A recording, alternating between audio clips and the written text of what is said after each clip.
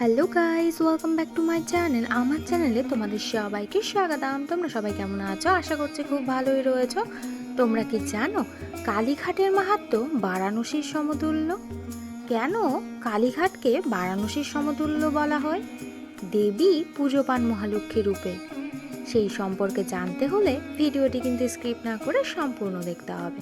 চলো তাহলে ভিডিওটি শুরু করা যাক। বাকি দিনগুলোর মতোই কিন্তু নিত্য পুজো হয়, দুপুরে ভোগ নিবেদন করা হয় কালীঘাটে। তারপর সন্ধ্যায় অলক্ষ্মী পুজো করে অলক্ষ্মী বিদায় করা হয়। পাটকাঠি জ্বালিয়ে মন্দিরের সেবায়েতরা মন্দির প্রদক্ষিণ করেন। তারপর ওই আগুন বাড়িতে নিয়ে যান প্রত্যেকে। কালীঘাট এরাইল বেনের নন্দন, কালীঘাটে গিয়া ডিঙ্গি দিল দর্শন।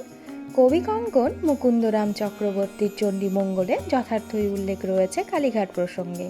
কালীঘাটে দেবী দক্ষিণাকালী বিরাজমান স্বমহিমায়। সতীর ৫১ পীঠের অন্যতম কলকাতার অভিভাবক স্বরূপ এই দেবী। কথিত পাঠ পীঠ নির্ণয় তন্ত্র অনুসারে কালীক্ষেত্র কলকাতার মাহাত্ম্য বারাণসীর কিন্তু সমতুল্য। কালীঘাটে কালীকে মহালক্ষ্মী রূপে আরাধনা করা হয়। সকাল থেকেই শুরু হয় ভক্তের আনাগোনা। দেশের নানা প্রান্ত থেকে দর্শনার্থীরা পুজো দিতে আসেন এই মন্দিরে। গভীর রাত পর্যন্ত কালীঘাট মন্দির খোলা থাকে। দীপান্বিতা কালী পুজোর দিন কালীঘাটের পীঠদেবী দক্ষিণাকালী এবং নকুলেশ্বর দেবীর ভৈরব বা পীঠরক্ষক। পৌরাণিক কাহিনী অনুসরণ করলে জানা যায় সতীর দেহখণ্ড হিসাবে তার ডান পায়ের আঙ্গুল পড়েছিল এই তীর্থক্ষেত্রে। তবে একটি আঙ্গুল নাকি 4টি, তা নিয়ে কিন্তু মতভেদ রয়েছে। বাকি দিনগুলোর মতোই কিন্তু দীপান্বিতা কালী পুজোর দিনও নিত্য পুজো এবং দুপুরে ভোগ নিবেদন করা হয়। তারপর সন্ধ্যায় অলক্ষ্মী পুজো করে অলক্ষ্মী বিদায় করা হয়। পাটকাঠি জ্বালিয়ে মন্দিরের সেবায়েতরা মন্দির প্রদক্ষিণ করেন। তারপর এই আগুন বাড়িতে নিয়ে যান প্রত্যেকে। অলক্ষ্মী বিদায়ের পর পুরো মন্দির ধুয়ে ফেলা হয় এবং শুরু হয় লক্ষ্মী পুজো। দেবী কালীকে মহালক্ষ্মী রূপে পূজা করা হয়। পুজোর নৈবেদ্য হিসেবে থাকে খই, মুরগি, নাড়ু, ফল, মিষ্টি, লুচি, তরকারি ইত্যাদি।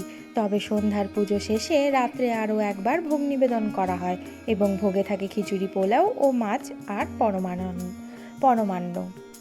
প্রায় সারা বছরই শনিবার ও মঙ্গলবার মন্দিরে বেশ ভিড় লক্ষ্য করা যায়। বিপত্তারিণী পুজোতেও কিন্তু ভক্তের আনাগোনা থাকে তুঙ্গে। এছাড়াও পয়লা বৈশাখ ও অক্ষয় তৃতীয়া আর হালখাতা পুজোতেও কিন্তু ভিড় হয় চোখে পড়ার মতো। তবে এই পুজোগুলি ছাড়াও কালীঘাটের মূল পুজো হয় 8টি: রক্ষাকালী, স্নানযাত্রা, জন্মাষ্টমী, মনসা পুজো, চড়ক গাজন, রামনবমী এবং দীপাবলি। কালীঘাট মন্দিরে দুর্গাপূজাও হয় কিন্তু সাড়ম্বরে। এছাড়াও কালীঘাট সম্পর্কে আরও জানতে হলে আমার চ্যানেলটিকে কিন্তু সাবস্ক্রাইব করতে ভুলো না। নেক্সট ভিডিওতে আবার দেখা হচ্ছে। Bye guys.